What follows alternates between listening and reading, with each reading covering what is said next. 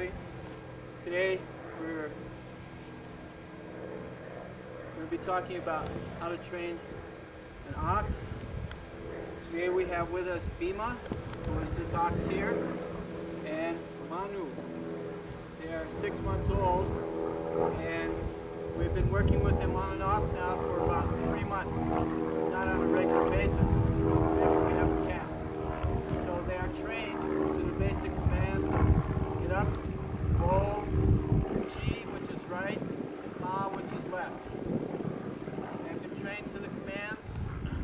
They have learned how to work as a team by wearing a yoke, and we have gone as far as they have been taught how to step over a chain, which is attached to a log, and they have actually been pulling the log around, which is getting up into a little bit of an advanced type of training.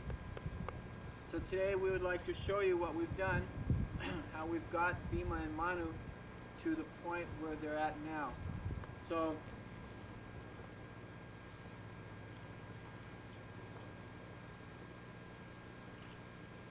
now I purposely did that. I just put his lead rope down and he stayed where he is standing. This is one of the most important lessons of woe, which is to stop and to stand without moving. So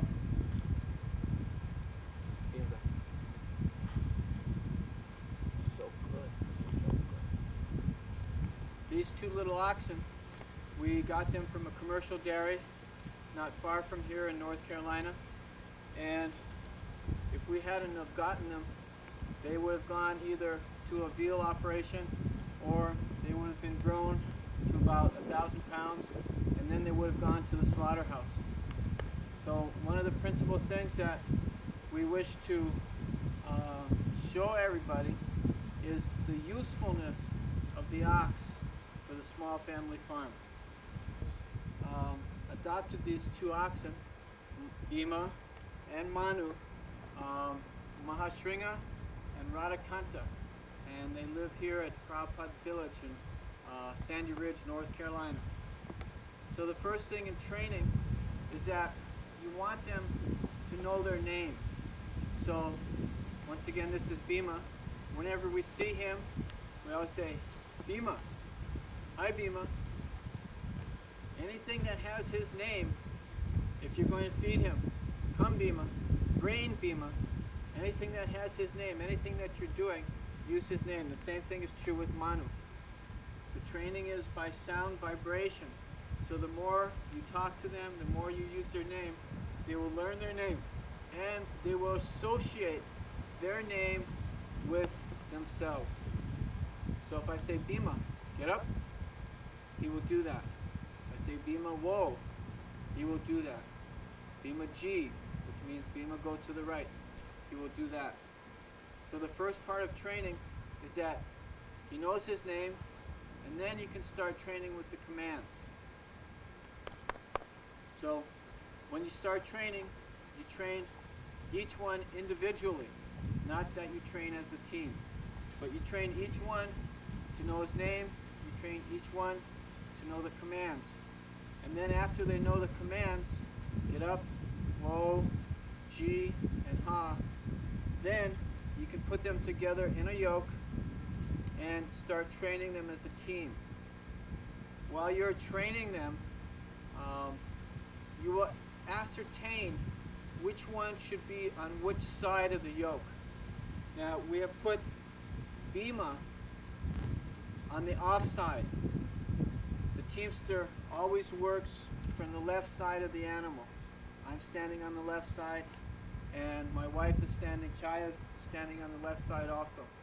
So when they're yoked as a team, the teamster will stand where my wife is. And in a case like that, when you have a team, the ox close to the teamster is called the nigh ox. The ox on the outside is called the off ox. So to ascertain which ox should be in which place, you're going to have to watch them, how they relate to each other, which one seems to have more intelligence or desire to pull, and you have to put them in the appropriate place. Now with this team, we put Bima in the off ox position. He has a little bit more tendency to pull. He learns a little faster. He seems to be a little bigger than Manu. So the off ox, he actually has more responsibility. During plowing, he will actually be the furrow ox. He will be walking in the furrow. And anyway, we'll get to that. Let me show you how we did the basic training. Now the first thing that you're going to want to do is you start training them to their name. And the equipment is not very complicated.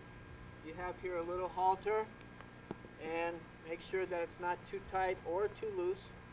You have a little halter, and they learn to wear it very easily. It's not something that is uncomfortable or uneasy for them.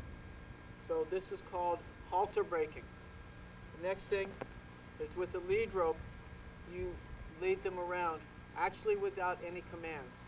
And they'll learn to walk with you. So at that point, you can start talking to them in terms of commands. You can get, at that point, what this is called a lash. You can use a little stick, and you can start training them because they have no problems walking with you. They're not afraid of you. They trust you. They know that you're not going to hurt them. Would you recommend a fenced-in area, or can you do it anywhere? You can do it anywhere. When we trained Reg and Gita, who was another team of brown Swiss oxen that we have, we did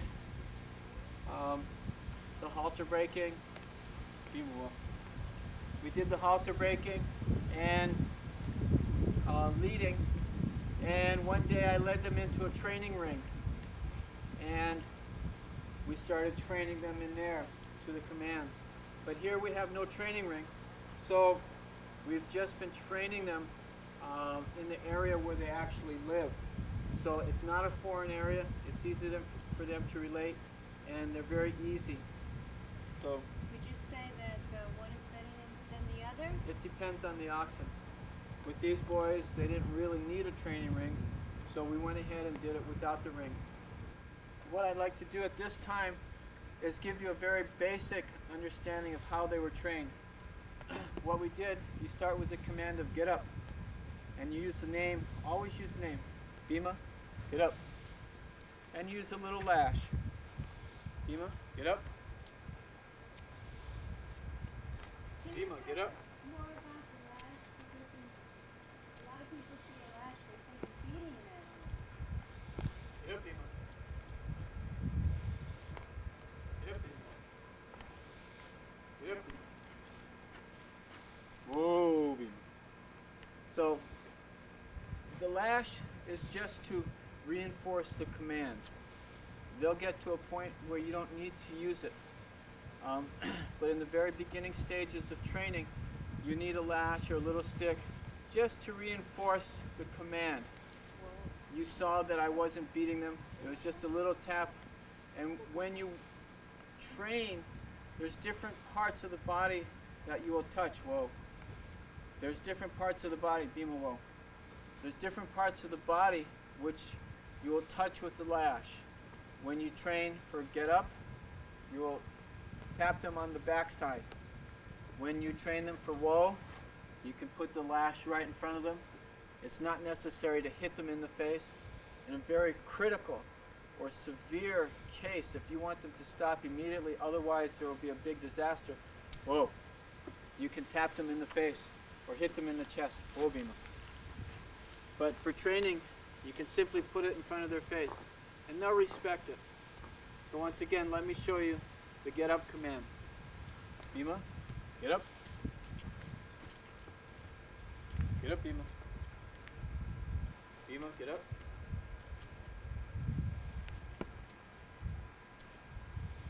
Get up, Bima.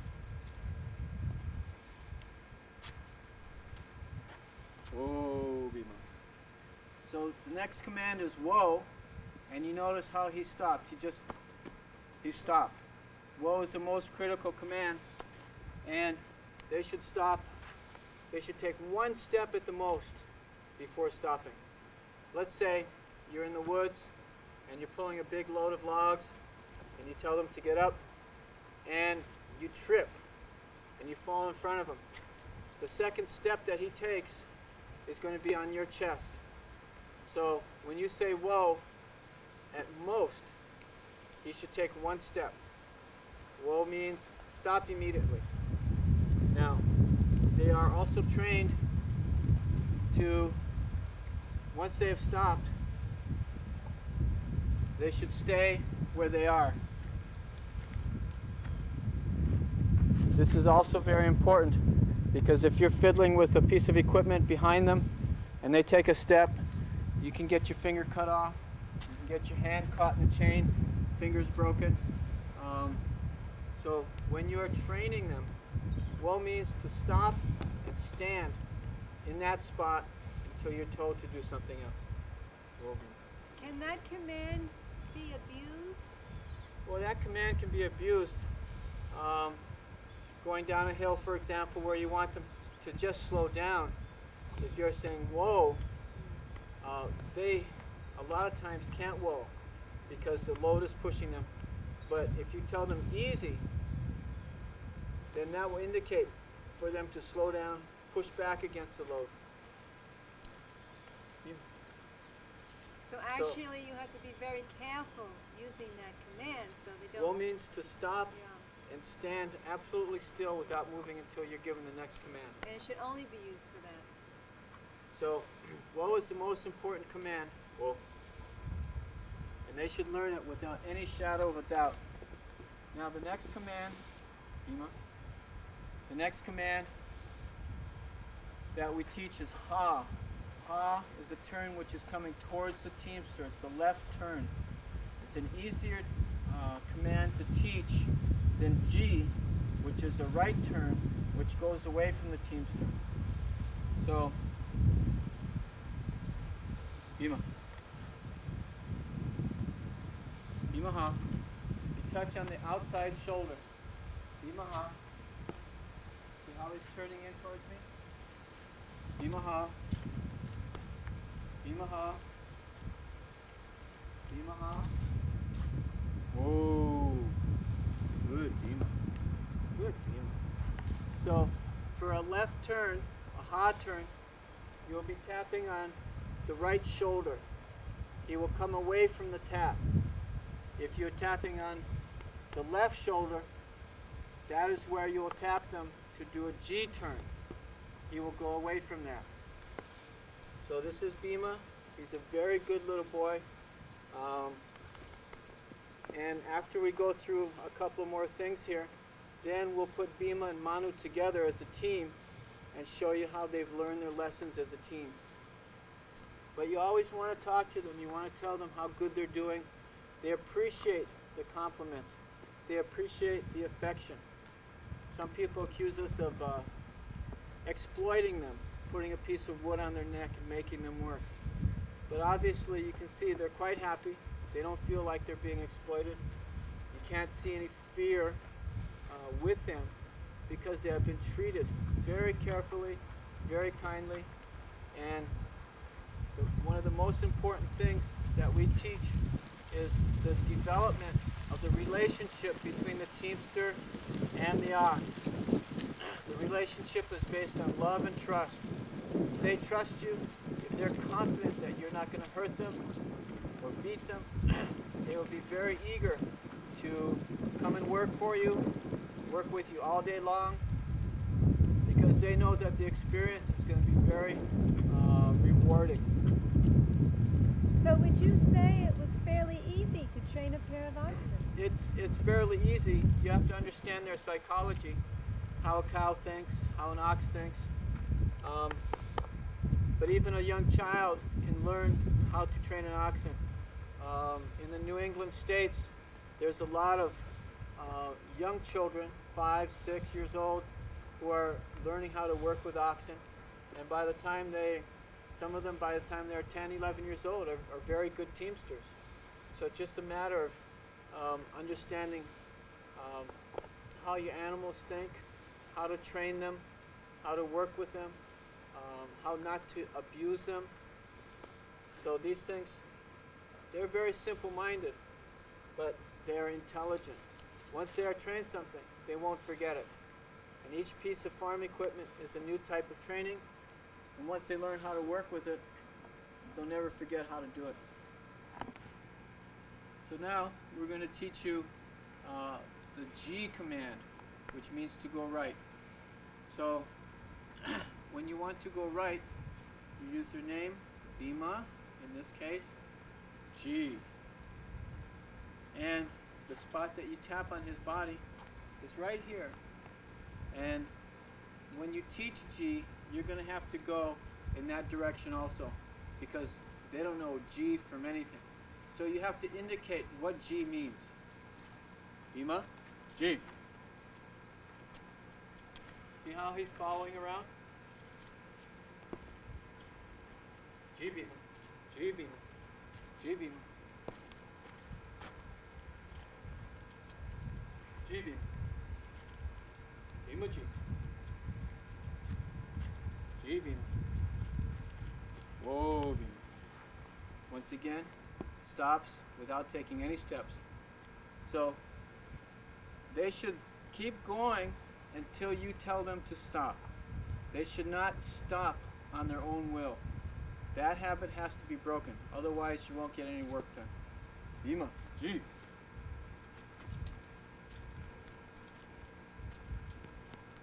G Bima, G Bima, G Bima, G Bima, G Bima. Oh, Bima. Oh boy. After he's completed every successful thing, you should always give him some appreciation, some rubbing, let him know that he's done a good job. The old timers say that you can't praise an ox enough. So you always want to be reinforcing that they're doing a good job, that everything is going very good.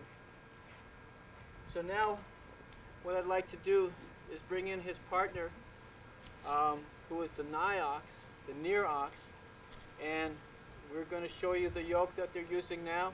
We'll show you how to yoke them up, what the yoke is, what the bows are, what the keys are. Once again, it's very simple equipment, and then we'll show you how they work together as a team. There's 4 parts to the yoke. The bows, which go around their necks, the yoke itself, which sits over the back of the neck, and unfortunately I don't have very good keys here to show you. These are broken, we've taped them together, but these are made out of hickory. These are called keys.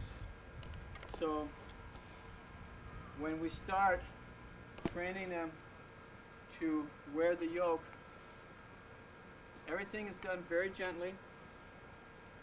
So, because everything is brand new to them, they don't know what it is, you can let them sniff the yoke, you can let them understand what it is that's now going to be happening to them. They understand a lot through sniffing. So, after they sniff it for a while, you slowly take the bows out. You don't want to be moving very fast, anything that would startle them. There's a hole in one part of the bow. This is where the key goes through, and it is always on the inside of the yoke, not the outside, but the inside. So when you put it over their necks, make sure that that hole is on the inside. The yoke also has a front and a back.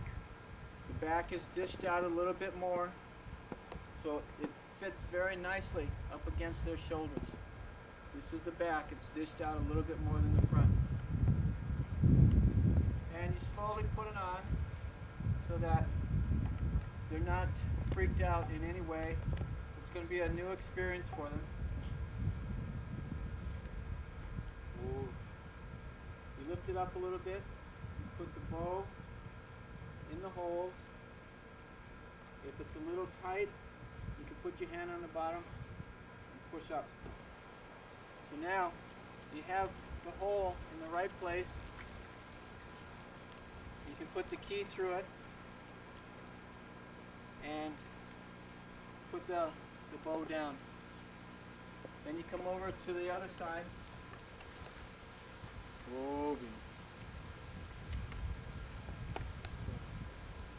And you do the same thing with the partner. You get the yoke in place.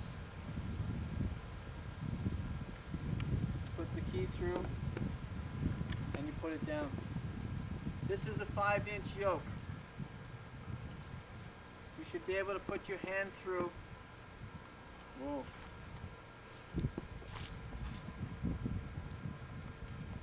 This is a 5-inch yoke. You should be able to put your fingers through. If it's tighter than that, then it's too tight. If it's looser than that, it's too loose. So when you're training, you want to use a lead rope so that if they don't respond to the command, you can give a little pull on the rope just to help them remember which way you want them to go.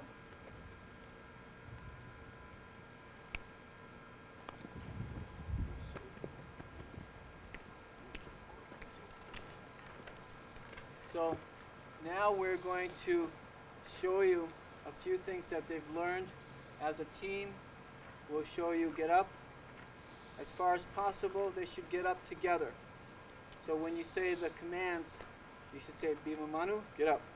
Not Bima get up, Manu get up. It takes too long. So it should Bima Manu, say Bay, it'll be closer, whoa. It'll be closer, a shorter command for them. And the same thing should be Bima Manu, whoa. Bima Manu, get up.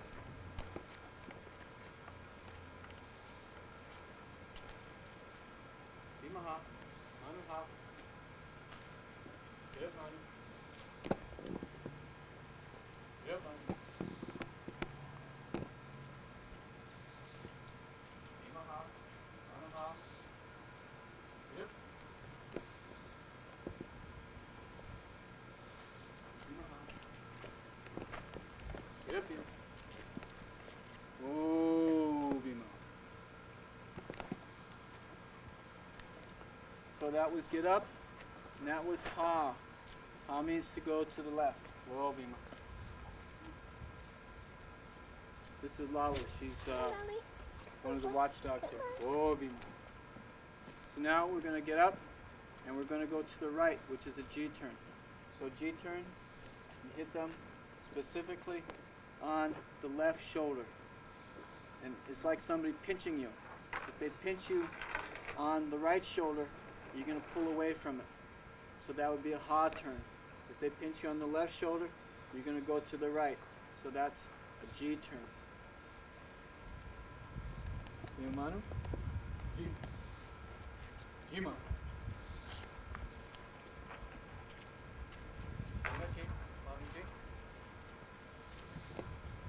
G. G.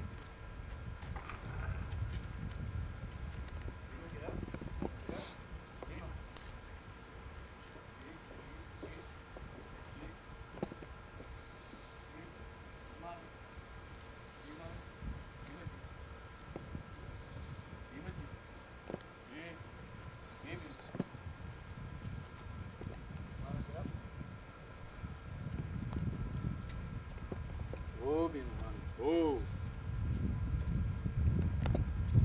Good boys. Very good. Good boys.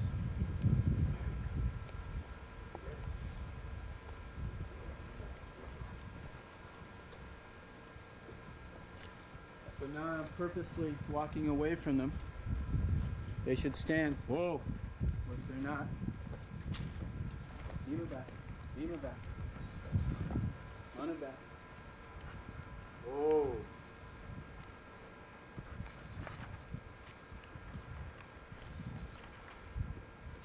They should learn to stand without moving, without being distracted by anything.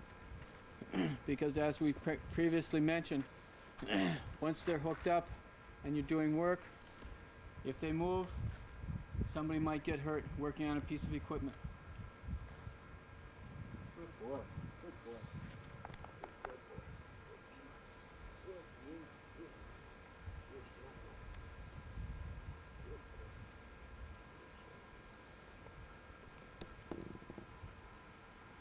Oh. There's many different things that you can do. When I work and train a team, I touch them a lot. Now I'm in between them. Sometimes you're going to have to come in between them with the chain, or if you're hooking up to a wagon that has a tongue, or another implement, a sickle bar mower that has a tongue, you're going to have to stand in between them. They're going to have to get used to somebody being in between them. Whoa, Manu. So touch them a lot, come in between them, so they're not afraid to have anybody standing in between them when they're yoked up. Good boy, good boy. Good boys. Obi, Obi. Bima back, Bima back. Oh, good boys.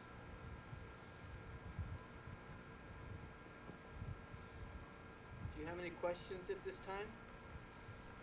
Yes, I see behind you there's 2 other yokes. Could you tell us something about them? Well, let's go over there and see what they look like. Manu. Ha, Bima. Manu, ha. Yep.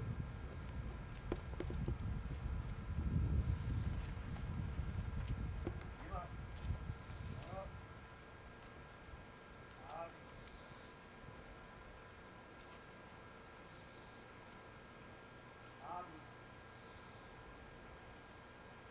Bima, ha. Bima, ha. Bima. Oh. Good shit. So we have different stages of yokes, and also there's different shapes of yokes according to types of work that are being done. This particular yoke is a 5-inch yoke. Obviously it's bigger than 5 inches, but where you measure a yoke is in between the bows. This is the width of the neck. This is a 5-inch yoke. Their necks are a little less than 5 inches. So this is the yoke that we used for Brajan Gita. This is the first yoke that Bima and Manu. This is a training yoke. It has a little bit of a belly, not very much.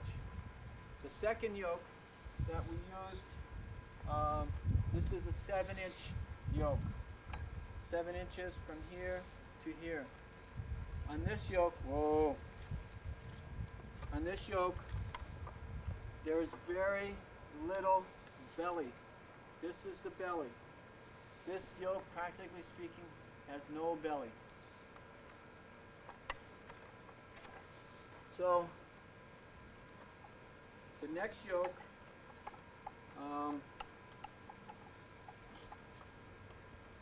with Bima, with Brajan Gita, we went 5, 7, 9 inches, and now they're wearing an 11-inch yoke. They're very, very large oxen. They weigh a ton each.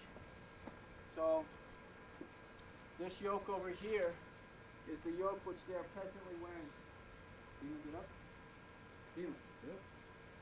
Bima, get up. Oh. This yoke is the yoke which Braja and Gita are presently using. It weighs about 80 pounds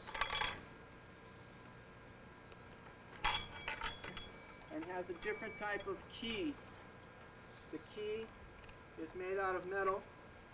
They're very interesting keys, very easy to put in, and it has a very deep belly. It's a very strong, very good yoke. Too good. What I'd like to show you is how they have been trained to approach a log, approach a load, and to step over the chain in the right position so that they can be hooked up. A lot of teamsters don't do this. They'll just have the chain coiled up, get the team in position. So there's really no refinement of the turn and the commands. I like to lay the chain out and have the team step over it. So they have to be in exactly the right place. That means they're listening to the teamster. The teamster has to learn how to drive them so that he can give the commands precisely and the team ends up in precisely the right place for the right job. So I'm going to move this yoke. Chayed, can you move this yoke? Now, they have, after they get used to wearing the yoke as a team and doing the basic commands as a team, then it's time to hook up to something and they can start to pull. You use something very light, just so they get the idea that something is behind them. So what we did, when we first introduced the chain, they were a little nervous with the chain. And it took a couple of days of introducing them to the chain to where they got used to the noise of the chain and the whole idea that the chain was part of the paraphernalia. So once that was done, I started training them just how to pull the chain. Whoa. Beam it back. Beam it back. And after a day of just dragging the chain, then we hooked it up to this log and they started pulling the log around. It gave them a little resistance and they had to exert themselves a little bit more. They had to start actually pulling.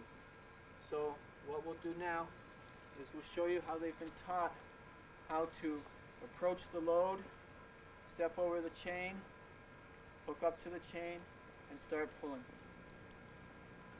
Bima, Manu, get up.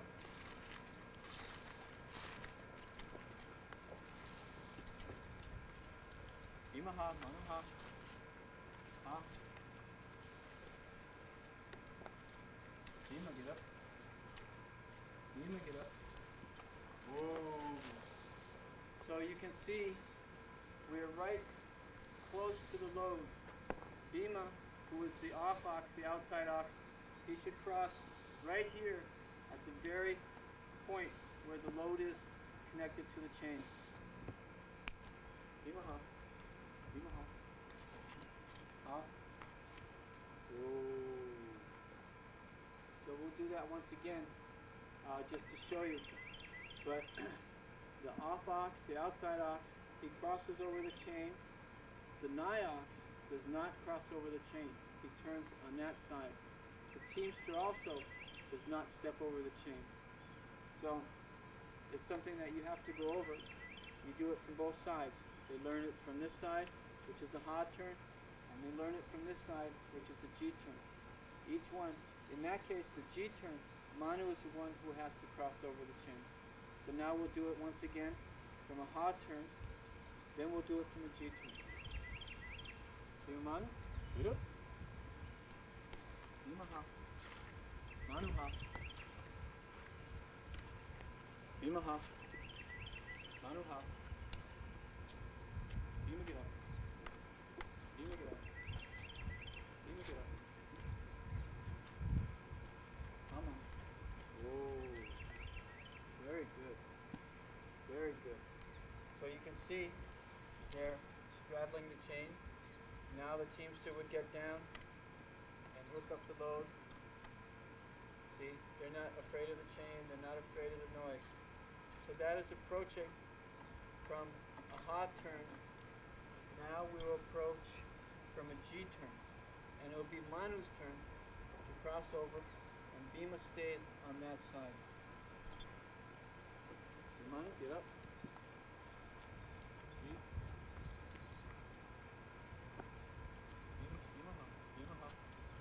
Whoa. Manu, G. G. Bima, G. G. Manu, get up. G. G. G. Whoa. Not bad, a little rusty. Most of the turns that we have done have been from the ha side. It's an easier turn to do. So So he's standing on the chain, so you can just tell him, back, back, man. Now he's off the chain. And we hook up. I don't have any irons on this particular yoke, so we're just going around the yoke like that. Here, man. Get up. Get up. You can see that they have to pull now. It's not just an inanimate object, an abstract idea, but there's actually something back there. See? Thank you. Bima? Yep. Bima, get up. Bima, get up. Bima, get up.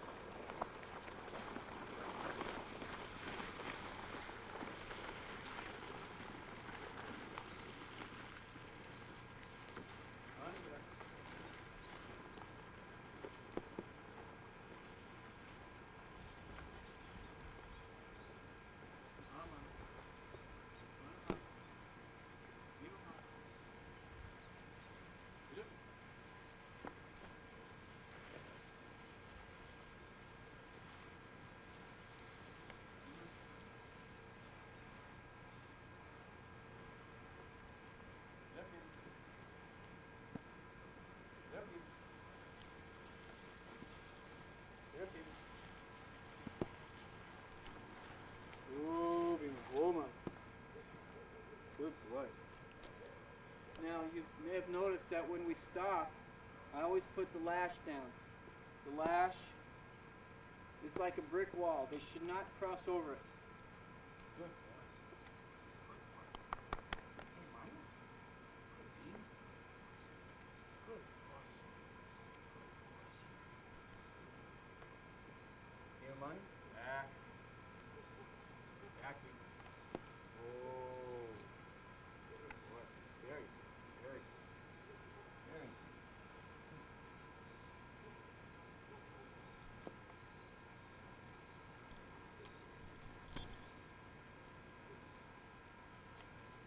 Whoa.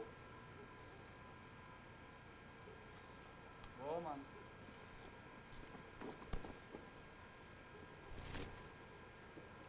When we first trained them with the chain, Bima was very afraid of the chain. This is Bima.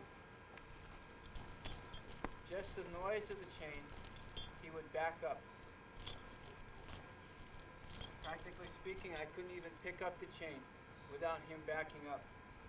So what we did, we just let him smell it. He got to know what it was.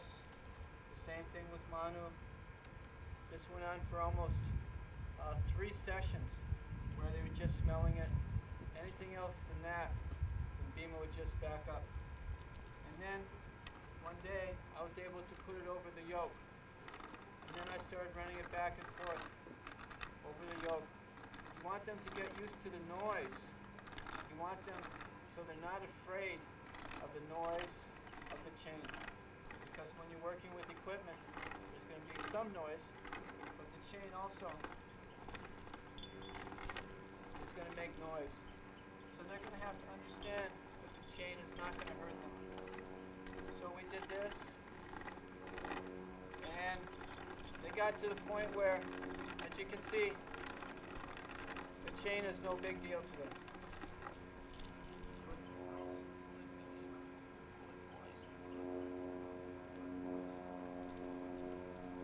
Also, you should be able to pull the chain back and forth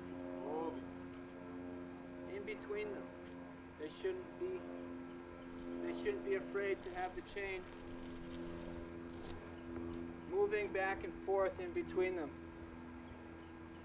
When you're working in the woods, when you're doing any type of farm work, you're going to have to be moving this chain back and forth in between them.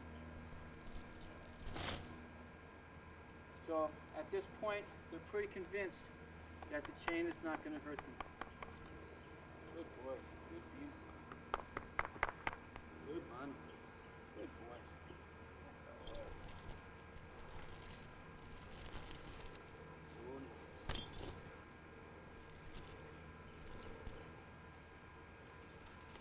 Oh. Manu back.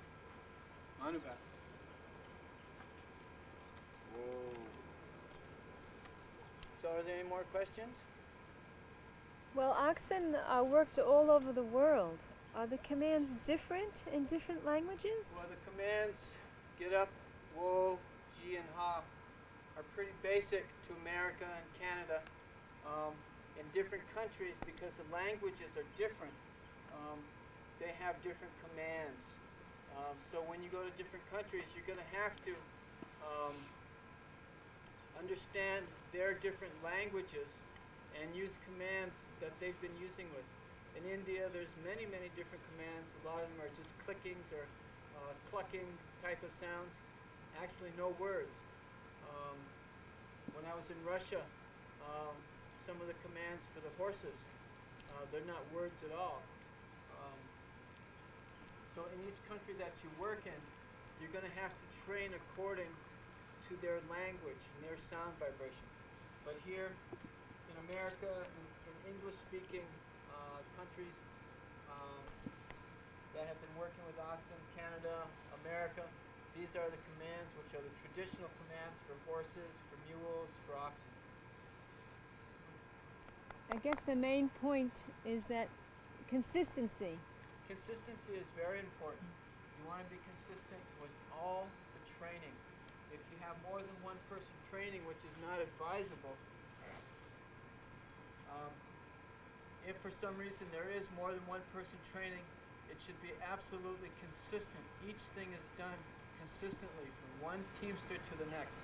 Otherwise, they will become confused and they won't know what you're talking about. So ideally, a team should be trained by one teamster, and when that team is worked, that discipline that teamster has taught that team should be used. Now, once again, the discipline should be very strict, but with love and kindness. When it's time to whoa, they know that it means one step at the most, not 2 or 3 or 5 steps. One step at the most and stop. So that's the most important command? Whoa is the most important command. Once again, you have to consider safety. Safety is, I teach, I'm very strict on safety because we don't want to get anybody hurt. We don't want any teamsters getting hurt. We don't want any oxen getting hurt. So that safety has to be there, which means discipline.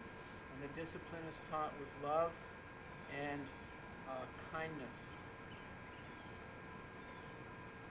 I've heard some teamsters say that the oxen actually like to work hard. Yeah, they like to work very hard, especially when they have a very good relationship with the teamster.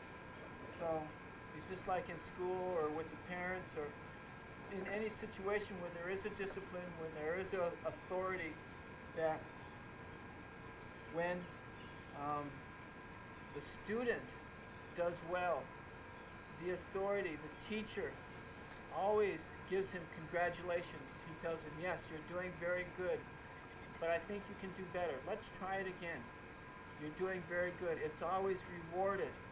Their efforts are always rewarded with kindness. Sometimes it's stern, but it's kind.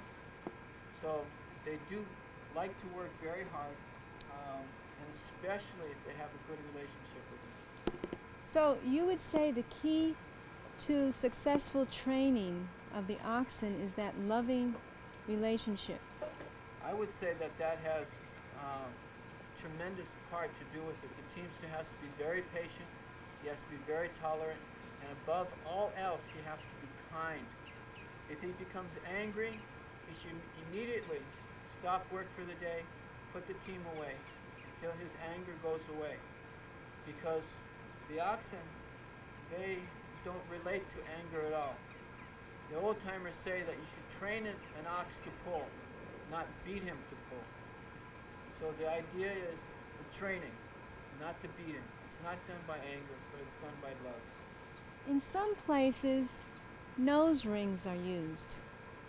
Could you explain that? Well, the way that we train is by voice commands. In many places you will see that a bull is controlled by his nose. That's his sensitive spot. But we have been trained by a person by the name of Paramananda, and he has trained me by this traditional American method of sound vibration. No nose ring, back, back, on the back. And with the nose rings, it's a continuous pull on the nose. It's a continuous agitation. We have found that it is absolutely unnecessary. I've been in many countries. I've seen many ways of working with oxen. In India, for example, whoa, whoa, whoa, Manu, Bhima, back, back, back, whoa. In India, for example, they will pierce the nose and put a rope through it, which goes behind the horns. That is the traditional way in India, but there's no weight hanging on the nose. It is not an agitation. That way is also acceptable. But with the nose rings, especially if you are putting a lead rope to the nose ring or a rope to it, if you're driving from behind in a wagon and you have your reins hooked up to the nose ring, it's a source of agitation for your animal. And we have just found that it's completely unnecessary if you have trained them nicely. You don't have to work with them based on fear and agitation. So I noticed on your shirt the words ox power. Could you explain to us the meaning Well, of that phrase? We're trying to help people understand the utility of the bull on a small family farm and in society. Without his power, the farming cannot be done. In India, for example, they have 12 million people working in the train system. The train system is considered to be the third largest train system in the world. But in the bullock industry in India, people who are training bulls to work, actually working them, people who are making wagons, so on and so forth. There are more people working with bullocks, and there's more freight hauled with bullocks. Agriculture is done with them. So without their use, without their power, in India, it would be completely devastating. So in America and other so-called industrialized countries, they are depending on the tractor and petroleum. So we want to, once again, show them a simpler way of